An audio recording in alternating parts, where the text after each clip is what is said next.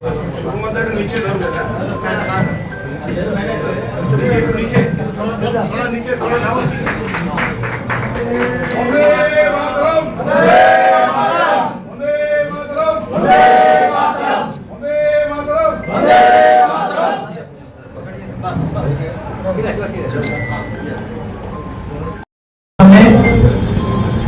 তার বক্তব্য রাখবে, তারপরে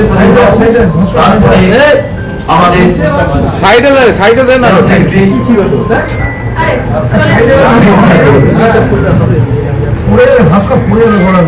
ঠিক আছে। আরে সর ধন্যবাদ এবং কৃতজ্ঞতা জানাবো সর্বভারতীয়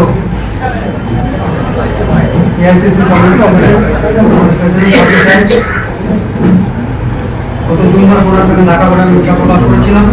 অনেকদিন ধরেই আমার কথাবার্তা ছিল, কিন্তু বিভিন্ন কারণে তখন ইলেকশন, তিনি ইনচার্জ, তিনি নিজে ইলেকশন করেছেন, আমার নামিকা বসে আছেন,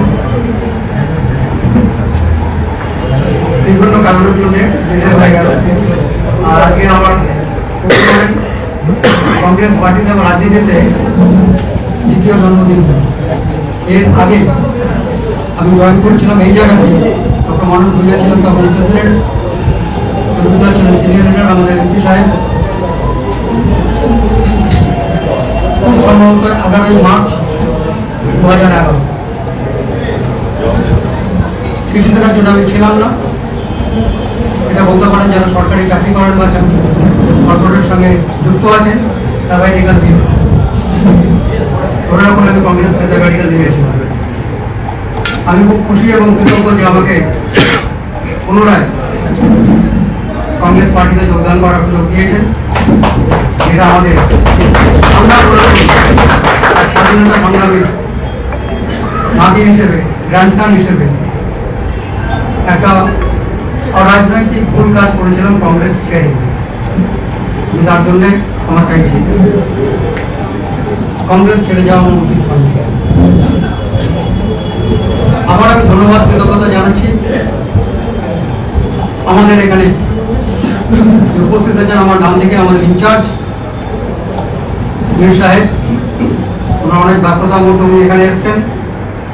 আছেন এক্স এমএলএ আমাদের এখানকার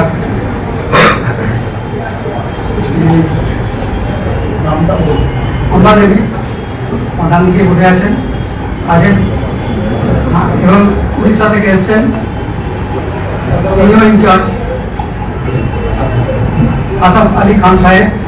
আছেন আমাদের সিনিয়র দাদা প্রদীপ দা, আছেন ছোট ভাইয়ের মধ্যে কিন্তু বর্তমানে লিডার, আমাদের সবারই লিডার প্রেসিডেন্ট শুভঙ্কর বাবু।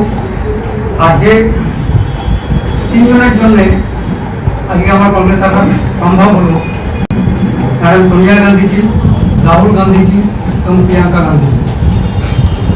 এরা সাপোর্ট না করলে হতো। আজকে আমি একটা কথাই বলতে চাই যে দিল্লি ইলেকশন প্রমাণ করে দিয়েছে যে কংগ্রেসের কোনো বিকল্প ঘটনা ভারতবর্ষে নেই। ভারতবর্ষের প্রতিটা গ্রামে, প্রত্যেকটা অঞ্চলে একটা না দুটো কংগ্রেসের সমর্থক পরিবার আছে। আমার নতুন দায়িত্বের মধ্যে কিন্তু আমাকে যে দায়িত্বই নেবে সেটা তো পালন করবোই। আমার কাজ হবে প্রত্যন্ত অঞ্চলে গিয়ে যারা কংগ্রেসের সঙ্গে যুক্ত ছিলেন বা ছিলেন চলে গেছিলেন, আমি যেমন চলে এসেছি, তারাও আমার অনুরোধ থাকবে আপনাদের মধ্যে তাদের জানাচ্ছি এবং নেতাদের পারমিশন নিয়ে যে তারা সব কিছু রেসপেক্টিভ জায়গায় জয়েন করেছে। কারণ কংগ্রেস ছাড়া ভারতবর্ষে সকলকে একভাবে রাখা, সকলকে নিয়ে বা জাতি ধর্ম নির্বিশেষে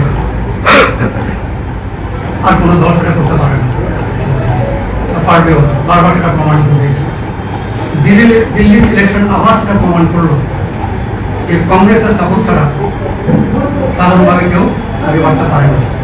সকলে ভালো থাকুন।